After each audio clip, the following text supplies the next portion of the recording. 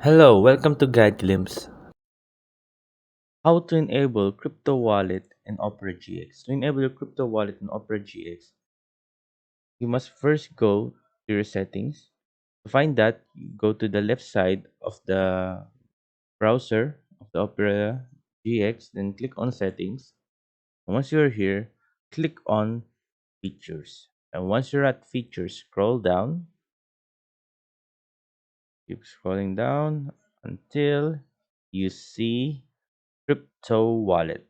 And once you're here, enable crypto wallet, and there you go. As you can see on the left, it will appear. We're gonna cross again, disappears, and click it, it appears.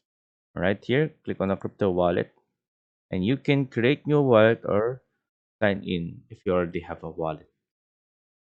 So right now, that's how you do to enable crypto wallet and Opera GX to make it more easier for you to use. So I hope you guys like the video and hope you guys enjoyed. Thank you. If you like the video, please consider giving us a thumbs up and subscribing for more content like this.